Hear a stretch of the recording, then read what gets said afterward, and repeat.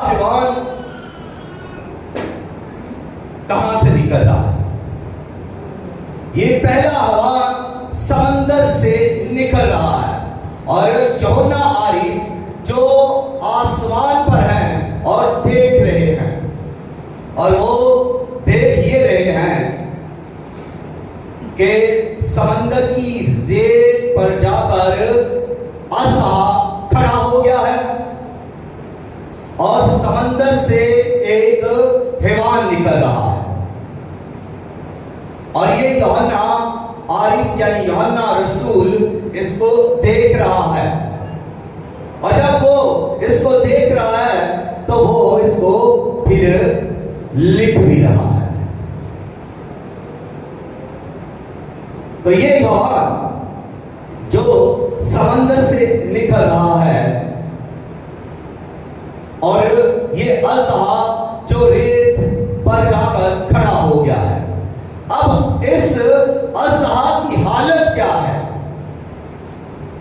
اس کی حالت یہ ہے، یہ ایک ایسے بیچارے شخص کی طرح ہے جو مایوس ہو، جو شکست خوردہ ہو، جو ہارا ہوا ہو، جو ہر طرح سے جو ہے مایوس کن ہو، جس کے پاس ایسے لگتا ہو کہ اس کی طاقت بے بس ہو چکی ہو۔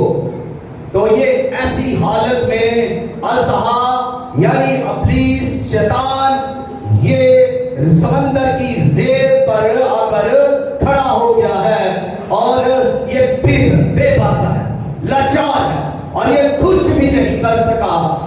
کیوں کچھ نہیں کر سکا؟ جب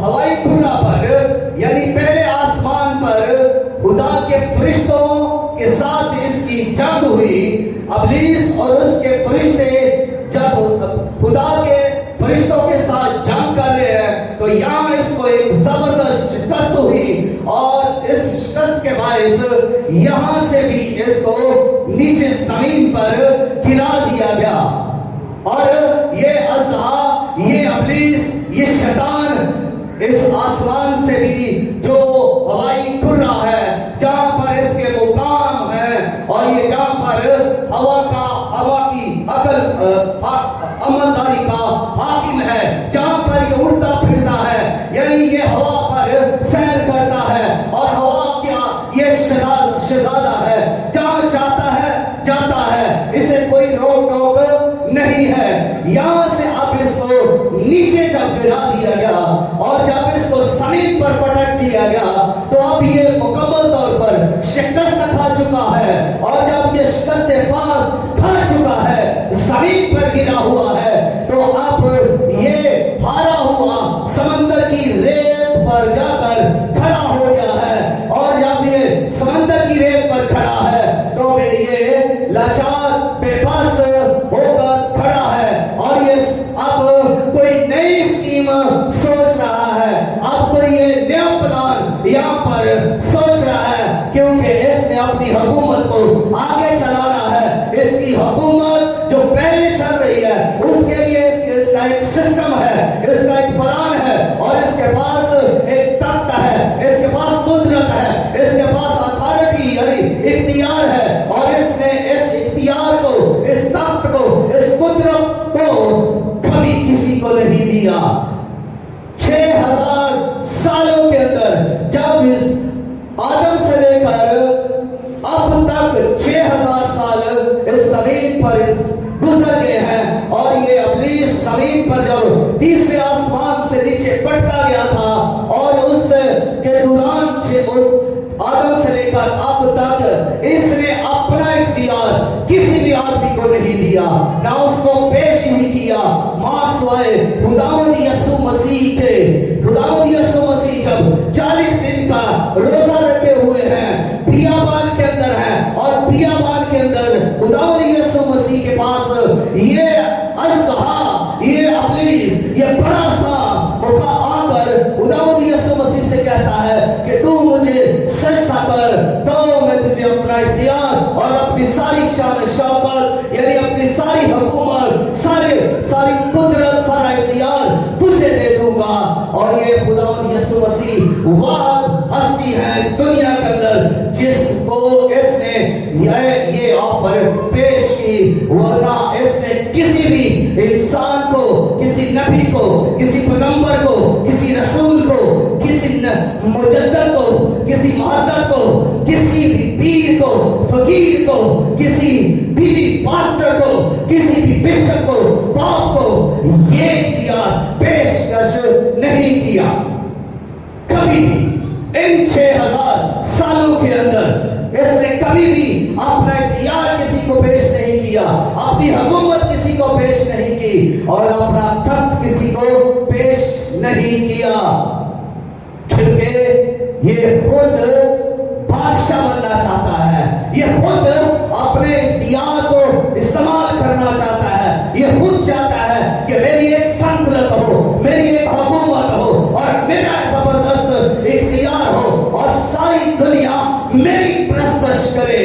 یہ خود کو ہمیشہ خدا کے برابر لاتا رہا اور اپنے آپ کو خدا بناتا رہا۔ اسی سبب کی وجہ، اسی سبب سے، اسی وجہ سے اسے آسمان سے یعنی خدا کی حضوری سے نیچے گرایا گیا، اور اس کے باوجود بھی اس کے اندر سے یہ خواہش نہ گئی، اور یہ پھر بھی 6000 سالوں میں یہی کرتا رہا، انسانوں کو گمراہ کرتا رہا تاکہ انسان اس کی پرستش کرے، اور بہت سارے لوگ اس کی پرستش کرتے بھی ہیں۔ اب جب اس کو زمین پر گرا دیا گیا ہے اور بے بس ہے، اور دوسری اس کی بے بسی یہ ہے، پہلی یہ کہ یہ اس ہوائی کھرا سے نیچے گرایا گیا اور یہ شکست کھا گیا، پھر دوسری اس کی مایوسی اور اضافہ کرتی ہے، اور وہ یہ کہ بنی اسرائیل کا وہ بقیہ حصہ یعنی وہ عورت جو اسرائیل کہلاتی ہے، جب یہ اس کے پیچھے جاتا ہے تو زمین اس کا ساتھ دیتی ہے، جب یہ اپنے منہ سے پانی کی ندی کو جاری کرتا ہے تو زمین منہ کھول کر وہ پانی کی ندی کو پی جاتی ہے، اور اس عورت کو سیف کیا جاتا ہے، اس کو محفوظ کر لیا جاتا ہے، یعنی اسرائیل کا ایک بقیہ سیف کیا جاتا ہے۔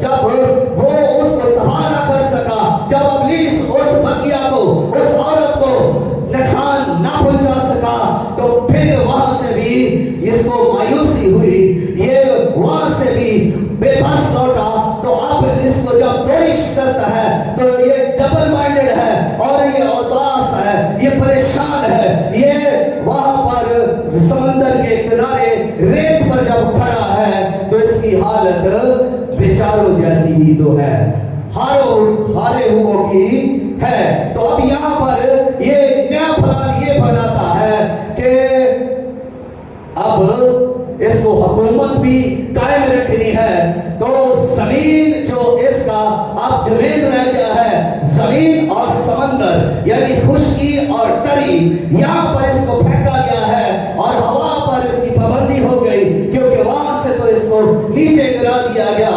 اب اس کو نیا سسٹم لانچ کرنا ہے، اب اس کو نئی حکومت کے لیے نئے پلان کرنے پڑیں گے، اور یہاں پر یہ پلان کرتا ہے کہ اب یہ انتظار کر رہا ہے اس سمندر میں سے جو حیوان نکل رہا ہے، اور جب وہ سمندر میں سے حیوان نکلتا ہے تو پھر یہ اس کی طرف متوجہ ہوتا ہے، یہ اس حیوان کی طرف راغب ہوتا ہے، اور یہ اس کے ساتھ ڈیل کرتا ہے، یہ اس کے ساتھ بات چیت کر کے اسے اپنا اختیار پیش کرتا ہے، اسے اپنی حکومت پیش کرتا ہے، اپنا تخت اسے پیش کرتا ہے، اور اس کے ساتھ وہ ایک شرط رکھتا ہے، اور شرط یہ ہے کہ اب وہ اس کے بدن میں رہے گا، یعنی وہ جو حیوان ہے، اور وہ حیوان کیا ہے، یہ کون سی پرسنالٹی ہے، اس کو سمجھنے کے لیے دانیل کی کتاب میں سونے کی مورت اور پھر 4 حیوانوں کا ذکر ہے، 4 حیوانوں کی رویا دانیل دیکھتا ہے، اور پھر سونے کی مورت جو نبوکت نصب کرواتا ہے اور کہتا ہے کہ سب اس مورت کو سجدہ کرے۔ تو اس سونے کی مورت میں اور 4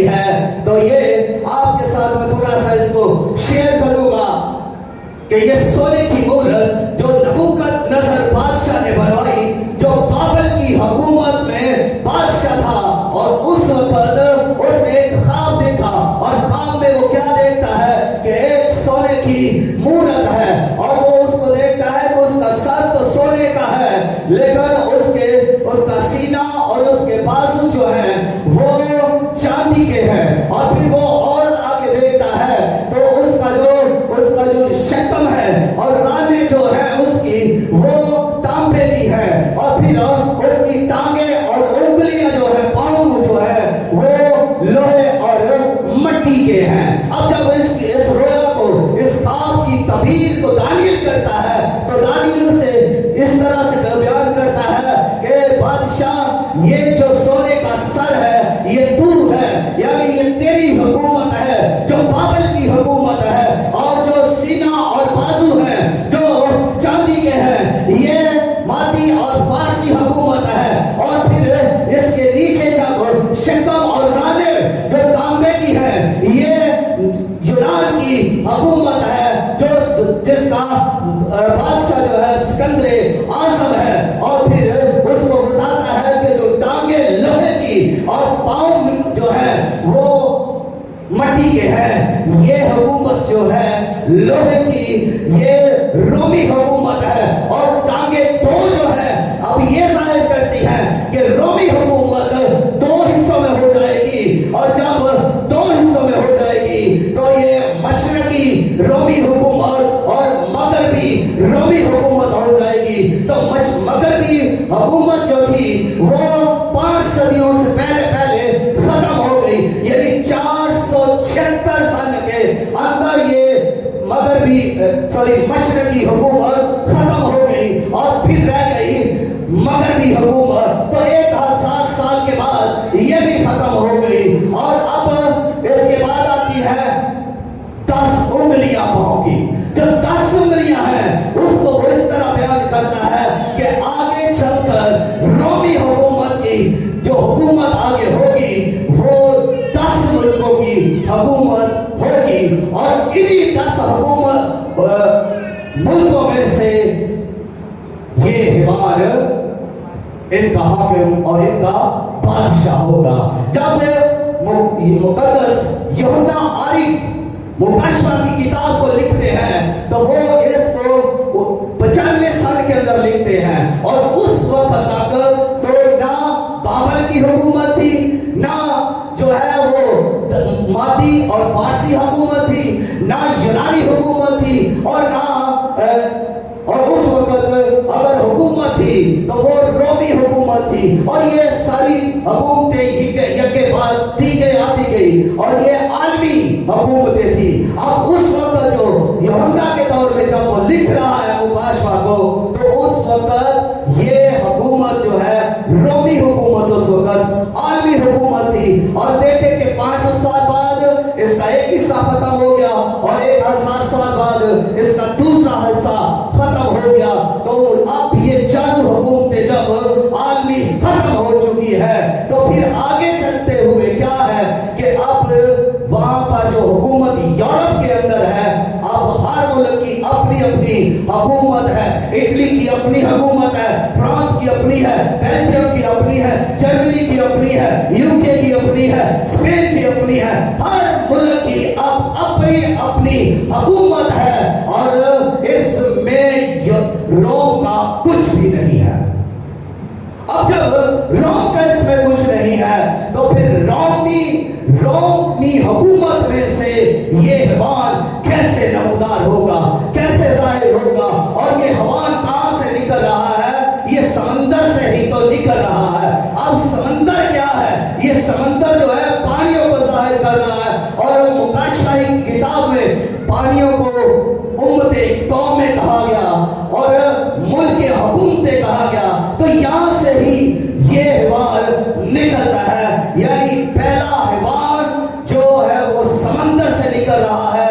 تو یہ یورپ میں سے نکلے گا، اور جب 10 حکومتیں اکٹھی ہوں گی اور 10 میں پھر कुछ और शामिल होगी और उनमें से डिलीट करके एक तो डिलीट कर दी जाएगी और फिर ये आएगा और इस तरह ये फिर 10 पूरे हो जाएंगे और जब ये 10 पूरे होंगे तो ये एक नई हुकूमत होगी जिसका जिक्र दानियल जो है वो कर रहा है। और उस 10 हुकूमतें जो अब अभी कोशिश इसकी हो रही है और यूरोप के अंदर लोग कोशिश कर रहे हैं कि अब मुल्क सारे यूरोपियन जो है वो इकट्ठे हो जाए, उनका एक सिक्का हो, उनकी एक हुकूमत हो, उनका एक बादशाह हो और वो सारे के सारे एक हो जाए, यहाँ ताकि उनकी करेंसी एक हो जाए,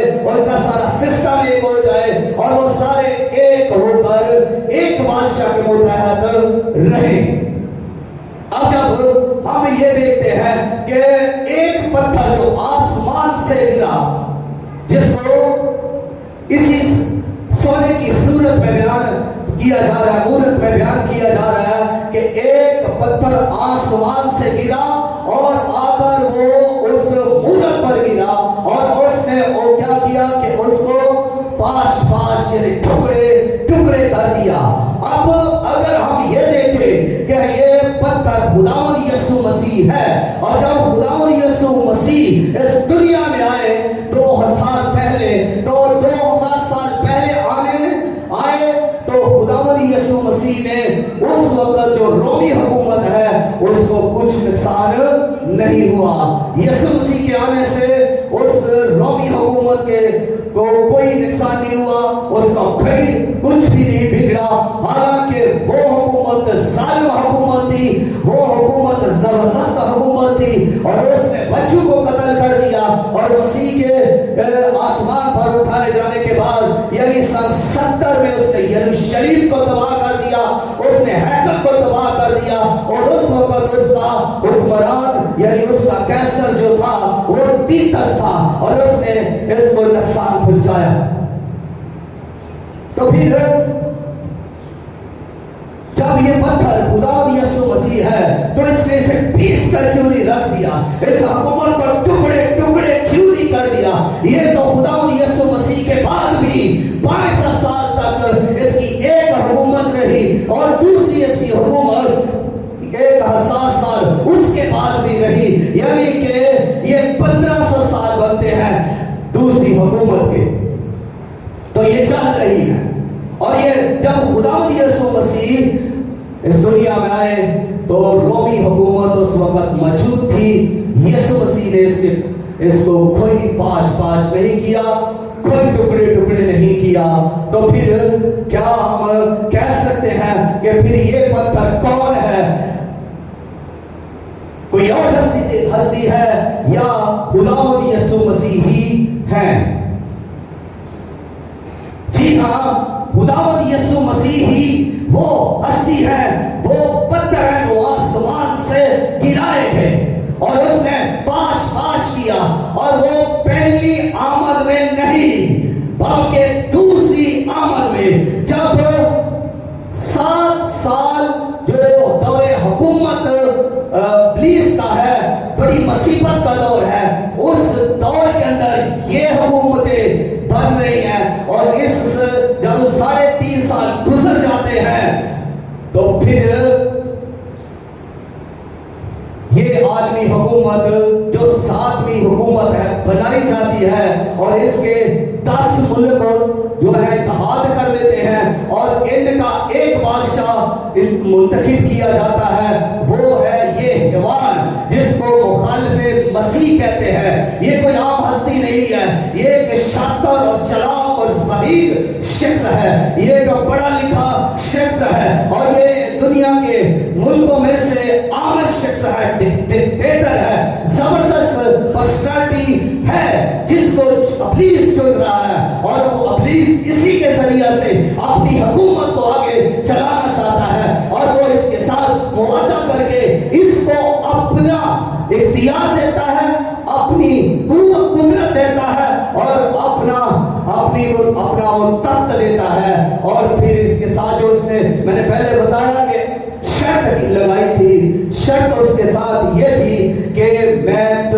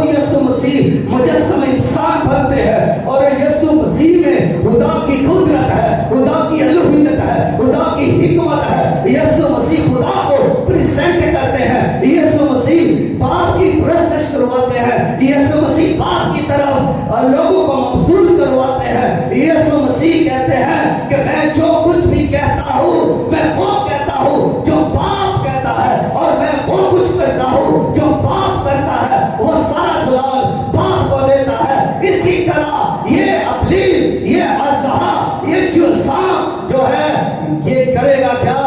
यही करेगा कि अपने आप को पीछे रखेगा और इस हैवान को यानी मुखालिफे मसीह को अब मुजस्सम इंसान बनाएगा, यानी इसको मसीह के बराबर ले आएगा। इसका दूसरा रुकन जो होगा, इसकी जिस तरह ये खुदा की पाक तस्लीस है, ये अपनी नापाक तस्लीस बनाएगा। और खुदा की पाक तस्लीस ये है कि खुदा बाप है और मसीह बेटा है और रूहुल कुद्स जो है वो मददगार है। तो ये तीनों जो है एक ही है और इसी तरह वो एक और नापाक तस्लीस बनाएगा जिसमें पहला जो है वो अज़हा यानी इब्लीस होगा जो खुदा अपने आप को खुदा बनाता है, और दूसरा इसका जो हिस्सा होगा वो मुखालिफे मसीह यानी ये हैवान, ये बादशाह होगा जिसमें वो समाएगा, जिसके अंदर वो रहेगा, जिसको वो अपना इख्तियार देगा, जिसको वो अपनी हुकूमत देगा, जिसको वो अपना तख्त देगा और उसमें वो रहेगा। उसमें उसके साथ मशरूत अहद है और वो जब उसके अंदर है तो उसको वो मसीह पेश करेगा कि उसका भी एक मुजस्सम मसीह है। जो मुखालिफे मसीह है वो मुजस्सम है, वो इंसान है और उसमें रहकर वो अपने सारे काम करेगा और वो जो काम करेगा वो इब्लीस के लिए करेगा। और फिर इसकी एक तीसरा रुकन भी है, तीसरा फर्द भी है और वो है झूठा नबी जो दूसरा हैवान है। इसके बारे में हम अगली दफा पढ़ेंगे। तो ये तीनों जो है एक तस्लीस बनाता है, तीनों की जो नापाक तस्लीस है। और आप देखते हैं कि ये हमेशा खुदा की नकल करता है। जिस तरह खुदा ने आसमान पर तख्त बनवाया और उसकी हम तो सना होती है, परस्तश होती है, वैसे ही ये शैतान चाहता है कि मेरा एक तख्त हो और सारी दुनिया मेरी परस्तश करे। अब दूसरा इसका काम यह है कि ये चाहता है कि मेरी सल्तनत हो, जिस तरह खुदा का सिस्टम है वैसे मेरा सिस्टम हो, जिस तरह खुदा की तस्लीस है वैसे मेरी भी तस्लीस हो, जैसे मसीह का जिस तरह खुदा का मसीह है मेरा भी मुजस्सम मसीह हो। और जिस तरह खुदा का तीसरा रुकन रूहुल कुद्स उसके लोगों में रहकर मदद करता है कि उसके लोग उस जिंदा खुदा की परस्तश करें, वो परस्तश के लिए सोच देता है। रूहुल कुद्स अपने लोगों को जो खुदा के लोग हैं, जो खुदा परिवार रखते हैं, उनमें रहता है और उनको कुव्वत देता है, उन्हें हिकमत देता है, उन्हें शऊर देता है, उन्हें पाक करता है, उन्हें खुदा के करीब लाता है। और ये रूहुल कुद्स का काम है, ये जो वो लोगों से परस्तश करवाता है। आज हम सब जो परस्तश कर रहे हैं, आज जो हम सब गिरजाघर में आते हैं, हम रूहुल कुद्स के जोर से आते हैं, हम रूहुल कुद्स की तहरीक से यहाँ आते हैं, हम रूहुल कुद्स की मदद से आकर यहाँ पर कलाम को सीखते हैं और खुदा की ताज़ीम करते हैं, खुदा की परस्तश करते हैं। तो ये इसमें बड़ा रोल किसका है? रूहुल कुद्स का है। हालेलुया।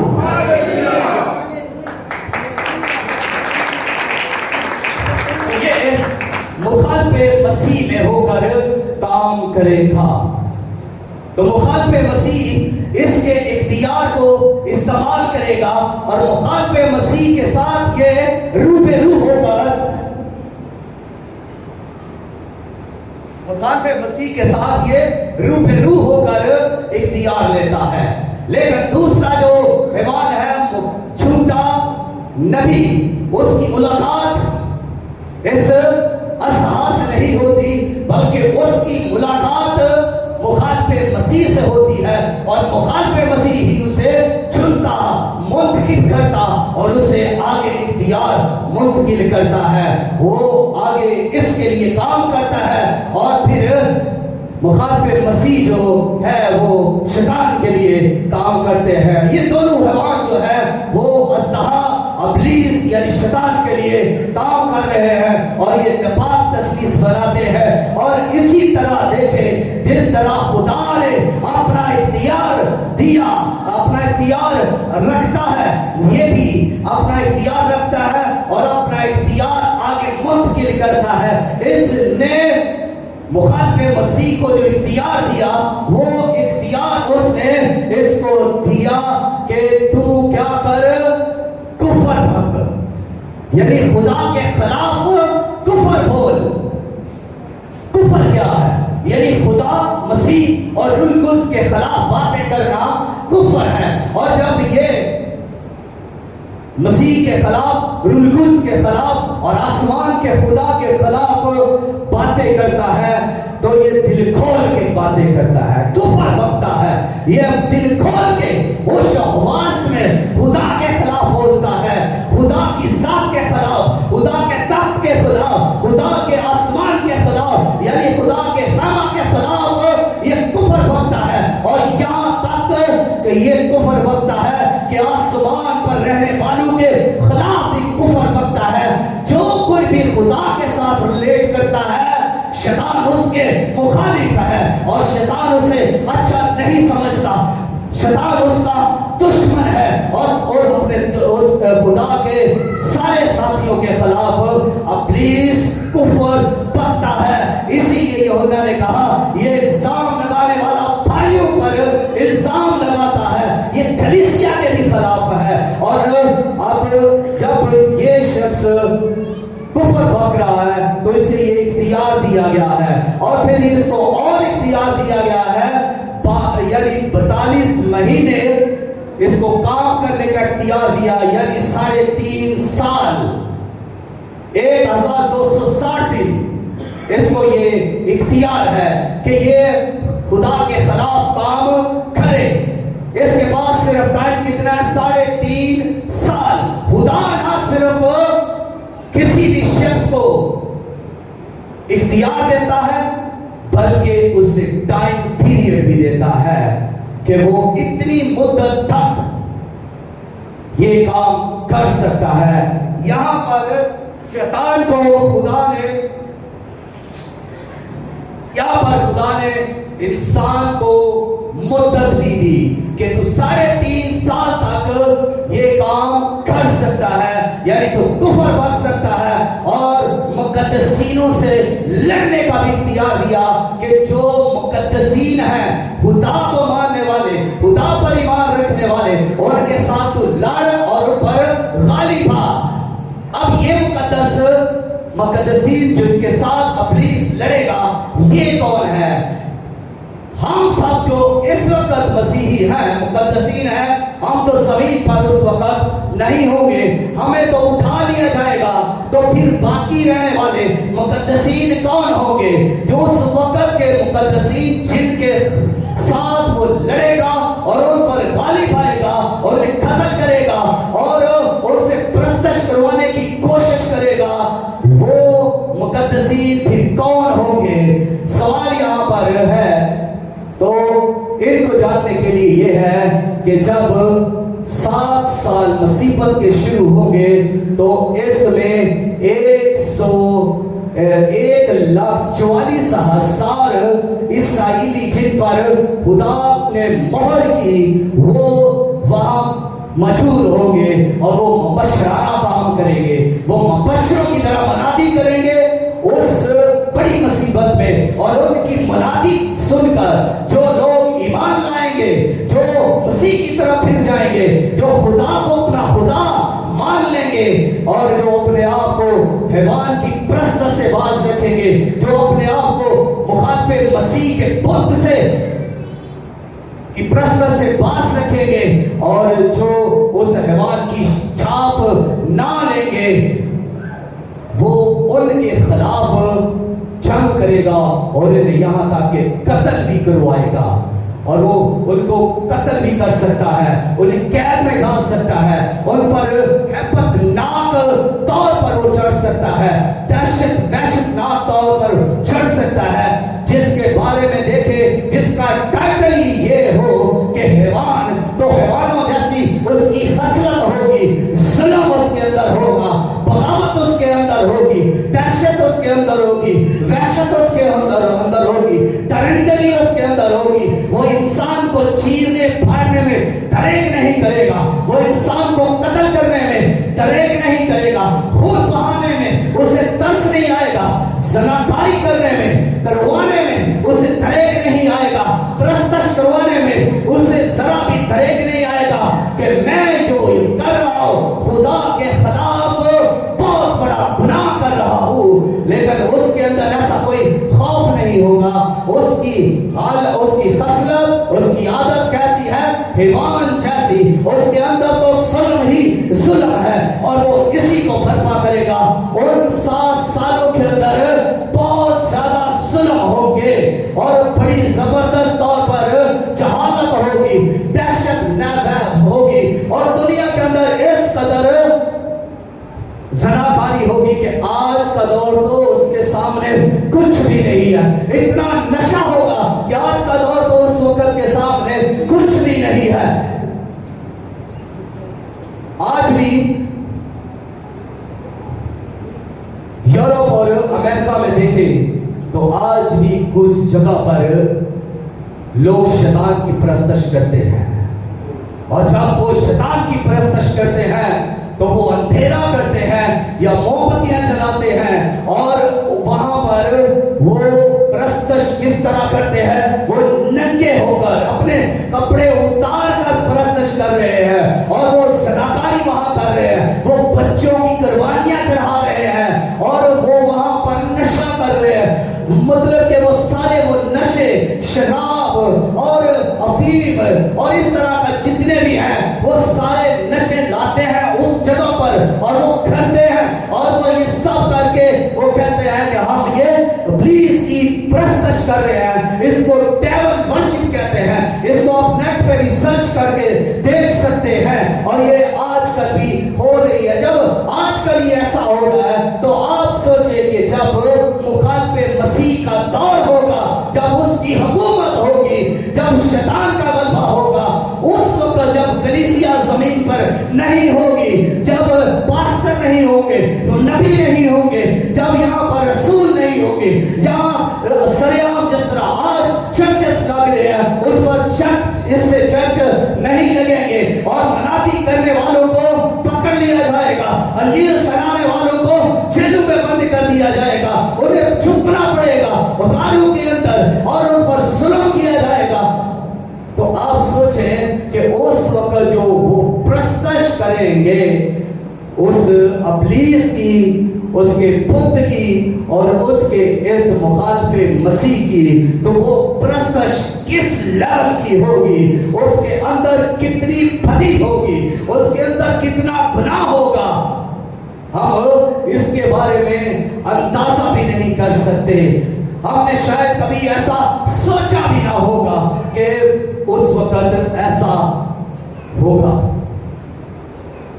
लेकिन ऐसी सारी सूरत हाल के अंदर भी तो कुछ मुकद्दसीन होंगे, ऐसी सारी सिचुएशन के अंदर भी तो कुछ लोग खुदा को कबूल करेंगे, कुछ लोग ऐसे होंगे जो इनकार कर देंगे उस हैवान की परस्तश करने से और कुछ उसके पुत्र की भी परस्तश करने से इनकार कर देंगे, उसके हाथ छाप आंखों और माथे पर लेने से भी इनकार कर देंगे। कुछ ऐसे लोग वहां होंगे जो खुदा को कबूल करेंगे और खुदावंद यीशु मसीह को अपना शख्सी निजात दहिंदा कबूल कर लेंगे और मसीह की गवाही देंगे, उसके खून की गवाही देंगे। वो भी तो उसी जमाना के लोग होंगे, वो हमसे कितने जबरदस्त होंगे।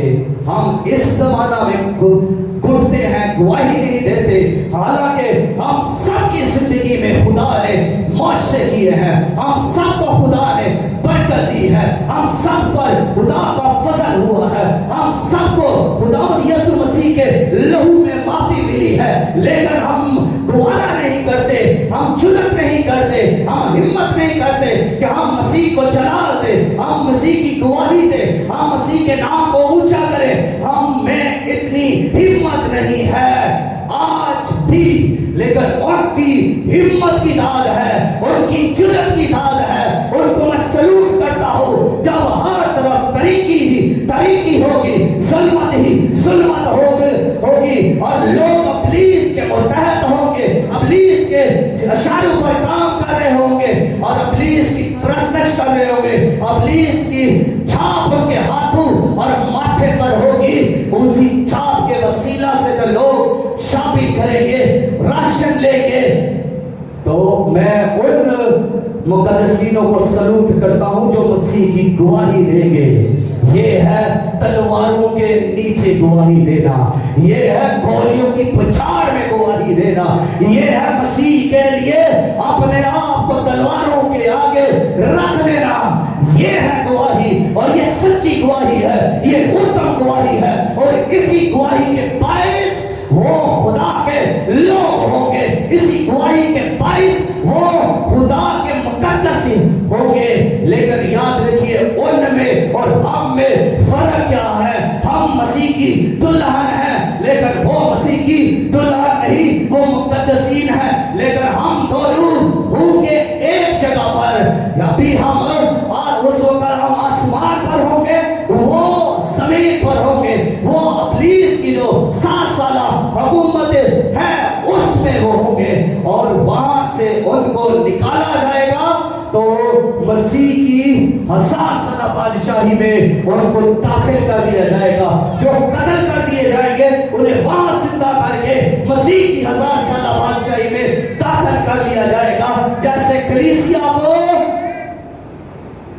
जो है, जो मरे हैं उनको जिंदा करके हवा में आसमान में दाखिल कर लिया जाएगा और जो जिंदा है वो बदल जाएंगे और वो भी आसमान में मसीह के पास चले जाएंगे। ये कलीसिया आसमान पर होगी और वो मुकद्दसीन उस वक्त जमीन पर होंगे। ये सारे के सारे यानी कलीसिया भी मसीह की 1000 साल बादशाही में होगी और ये मुकद्दसीन भी मसीह की 1000 साल बादशाही में होंगे। तो ये